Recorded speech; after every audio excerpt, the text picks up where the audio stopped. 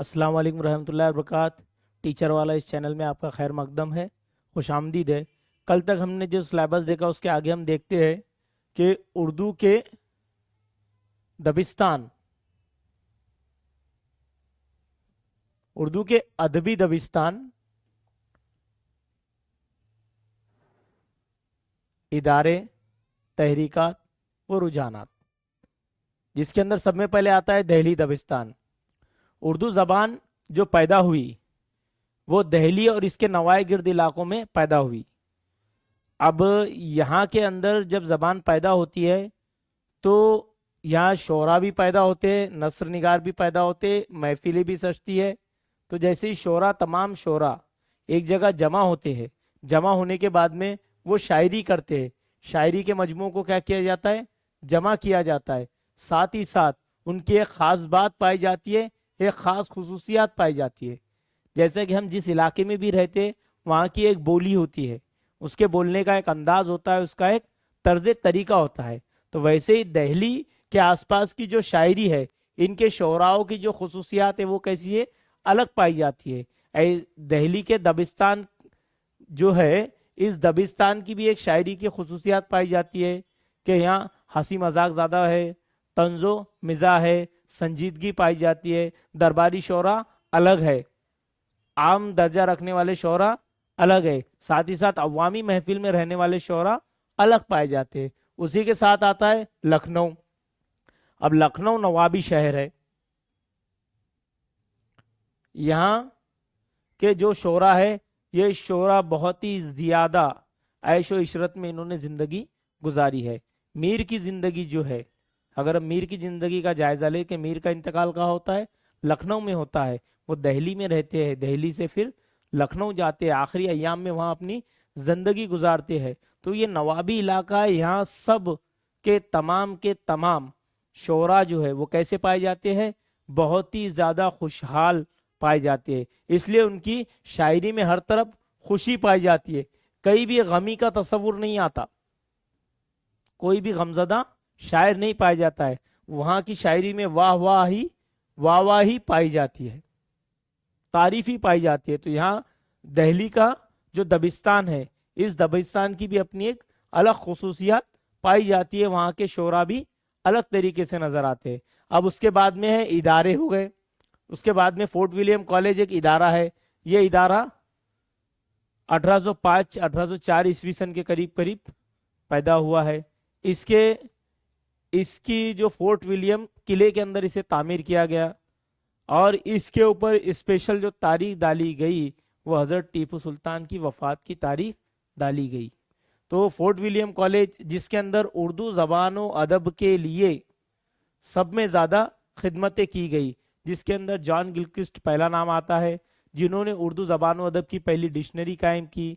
साथ ही साथ उन्होंने छोटी छोटी कहानियाँ लिखी और उन्होंने ये कहा कि हिंदुस्तान में अगर अंग्रेज़ों को अपने कदम जमाने हैं और तिजारत करनी है तो यहाँ की अवामी ज़बान को सीखना ज़रूरी है। तो यहाँ क्या किया गया? हिंदुस्तान के कई शोराओं को, मुफस्सिरीन को, किस्सा गो लोगों को, काबिल लोगों को इंतखाब किया गया और यहीं से कई किताबें लिखी गई, जिसके अंदर एक किताब पाई जाती है किस्से चार दरवेश मीर अमन देहलवी वाले की, और भी दीगर कई किताबें पाई जाती है। उसके बाद में आता है दिल्ली कॉलेज। अब दिल्ली कॉलेज भी एक इदारा है। इस इदारे ने भी क्या किए? बहुत ज्यादा खिदमतें अंजाम दी है।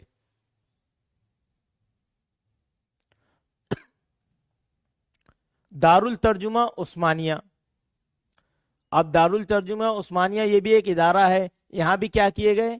किताबों के तर्जुमे किए गए। कुछ तर्जुमे मजहबियत की नोयत पर किए गए और कुछ ज़माने के एतबार के लिहाज से किए गए, कुछ इस्लाही किए गए। उसके बाद में आते हैं उर्दू ज़बान में इस्लाह की रिवायात। अब हर दौर में, चाहे बचपन का दौर हो, जवानी का दौर हो, बुढ़ापे का दौर है, हर कोई ना कोई अपना एक अमल करते रहता है, इस्लाह करते रहता है, समझाते रहता है।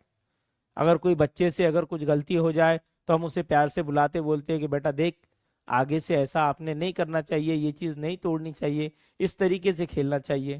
تو اسی طریقے سے اردو زبان و ادب کے اندر جتنے بھی شعراء ہے جنہوں نے کیا کیا ہے، اپنی الگ الگ طریقے کی زبانیں استعمال کی ہے، ان زبانوں کی اصلاح کا کام دیگر شعراؤں نے کیا ہے جو ان کے استاد ہے۔ تو ایسی کئی چیزیں اردو زبان میں، اردو میں اصلاح زبان کی روایت، زبان کی اصلاح کرنے کا کام۔ اردو زبان لچکدار زبان ہے، اس کے اندر کئی چیزیں کیا ہو گئی ہے، جذب ہو چکی ہے، پوشیدہ ہو چکی ہے، چھپ گئی ہے، تو ان چیزوں کا بھی بیان کیے جاتے ہیں۔ اب اس کے بعد میں آتا ہے اردو میں ایہام گوئی۔ اب ایک دور ایسا آتا ہے کہ شاعر اور شعراء جو ہوتے ہیں ایہام گوئی کو بہت زیادہ پسند فرماتے ہیں۔ ایہام گوئی کے ایک دور تو ایسا ہوتا ہے کہ اس شاعری کو جو کہ وہم میں ڈالنے والے کا کام کر دیا جاتا ہے، اور شعراء ایسے ہوتے ہیں کہ شاعر کہنا کیا چاہتا ہے، جرات ہے، مصحفی ہے، دیگر شعراء ہے جنہوں نے کیا کیا، اردو میں ایہام گوئی میں کمال حاصل کیا ہے، ان کا بھی تبصرہ پایا جاتا ہے۔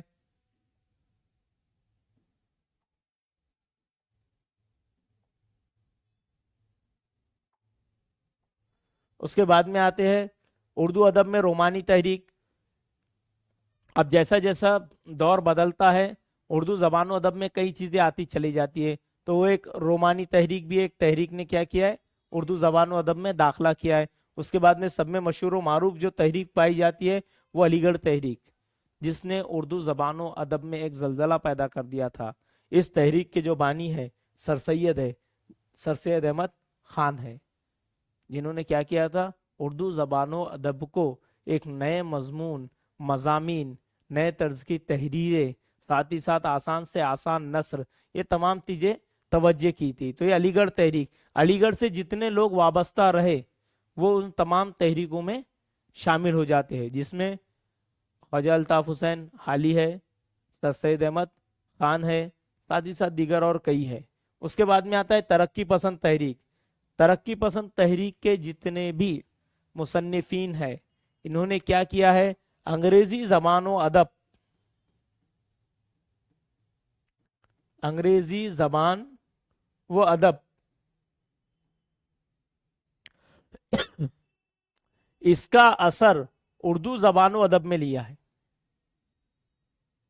اور اس کے اندر نئی نئی چیزیں کیا کی ہے، جذبیت کرائی ہے۔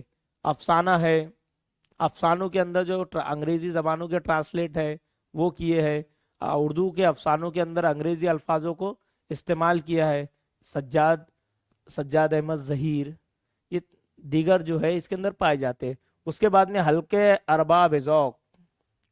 اب جیسا کہ ہر کسی کا ایک گروہ پایا جاتا ہے، ایک سموہ ہے، ایک تنظیم ہے، ہم جیسے ٹیچر لوگ ہیں، 10 سے 15 ٹیچر اگر ایک جگہ جمع ہو جاتے ہیں تو ان کا ایک حلقہ پایا جاتا ہے۔ اسی طریقے سے اردو زبان و ادب میں جو ہے حلقہ ارباب ذوق، یعنی ذوق و شوق، اردو زبان و ادب سے تعلق رکھنے والے لوگ جو حلقے ہیں ان کا ذکر کیا گیا ہے۔ اس کے بعد میں جدیدیت، یہ تو ایسی بات ہے کہ نیا پن، جس نے بھی کوئی نئی چیز شروع کر دیا اسے کا بات بیان کی گئی جدیدیت، اور یہ جدیدیت کہاں سے آتی ہے، دیگر زمانوں کے اندر سے ہی آتی ہے۔ اس کے بعد میں مابعد جدیدیت، جدیدیت کے بعد کی جدیدیت، اس کے اندر اور تبدیلیاں،